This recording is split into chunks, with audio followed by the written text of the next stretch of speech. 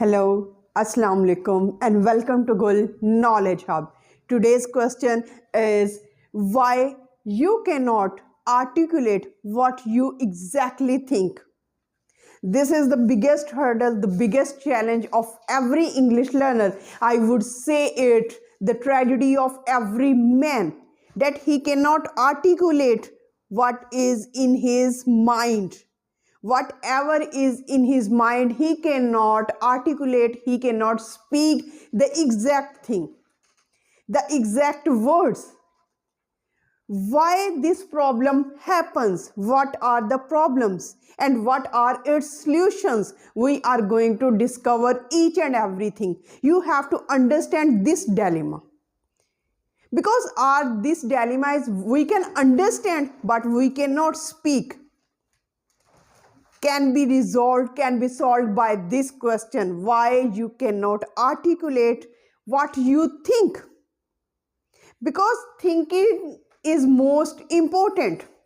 We have the pictures, we have experiences, we have lot of thoughts, we have lot of ideas in our mind. But the problem occurs when we cannot translate, when we cannot articulate, when we cannot speak through our words. Words are inefficient. Sometimes words are not in the position. We do not use the correct and the right words. So what's the problem? The biggest problem. You have to understand the root cause. And the root cause is share more connotations. Now what is meant by connotations?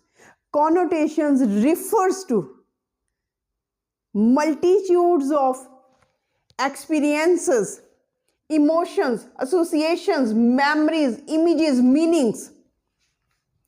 Connotations simply refers to multitude, variety of images, pictures, meanings, associations, whatever we have in our mind. For example, if we say yellow, the color of yellow would be in my mind. All the images related to yellow color, like yellow flower, banana, and all the yellow things would be in my mind. All the pictures, all the visuals, all the ideas related to yellow color.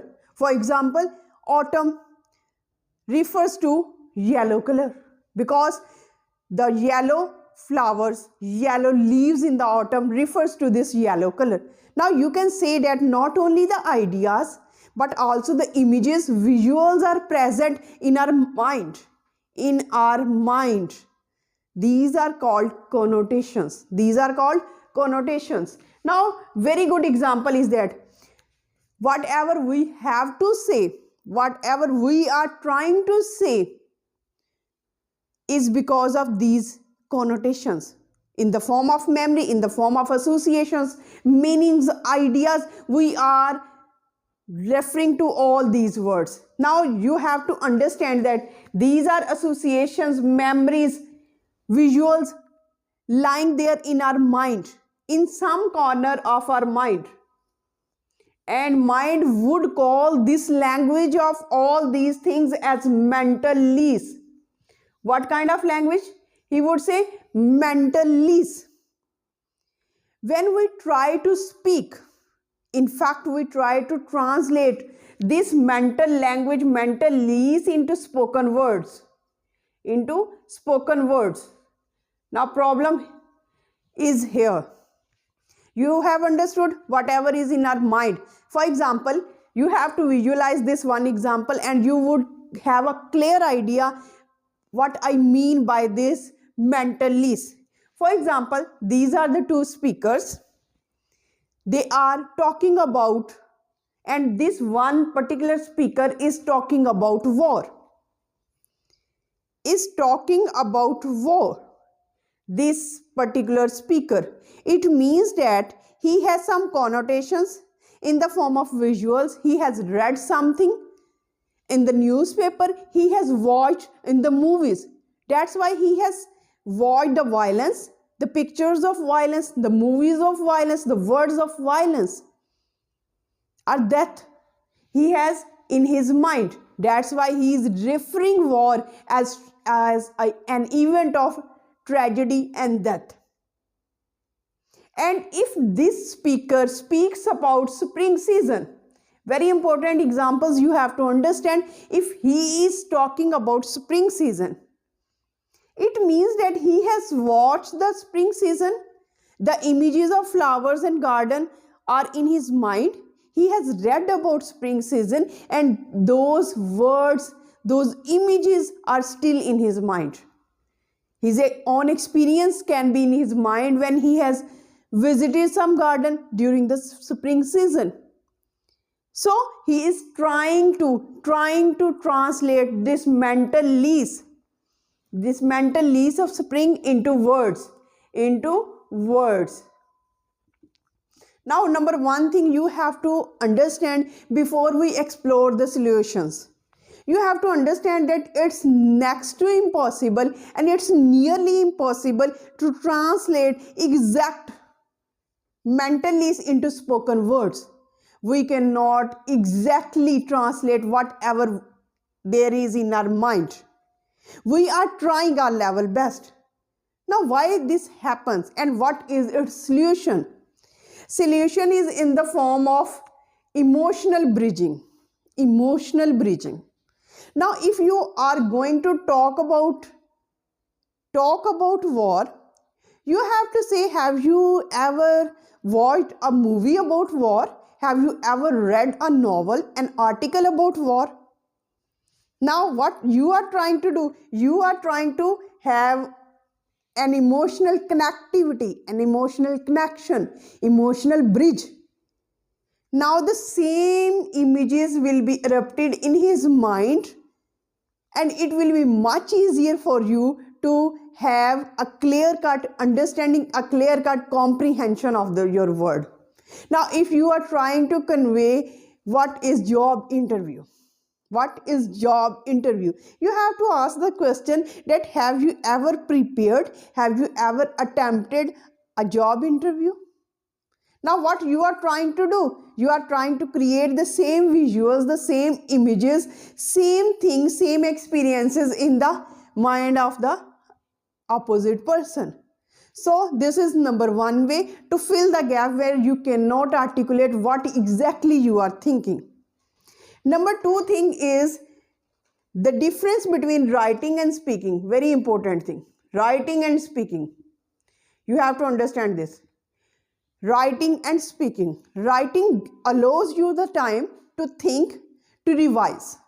But speaking doesn't give you the chance to think or to revise and to have your time. Now, what can be the opposite or proper or appropriate solution? Solution is here that you can ask, let me process that for a minute. Give me some moments to revise this.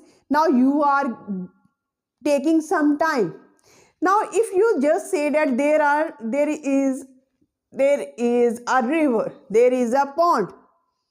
If you just throw a stone in the water, ripples will be created. Have you ever visualized the ripples in the river, in the pond when you have thrown the stone in the water? Ripples will be generated, erupted. And after some time, there will be settlement of water, waves. Exactly the same thing happens with you. If you ask for the time, there is the rippling of thoughts. Thoughts are being generated. There is cohesion and there is coherence. And you have the time to articulate, to exactly translate this mental lease into appropriate words. And settlement of words just refers to that you are now in the position to formulate an exact answer.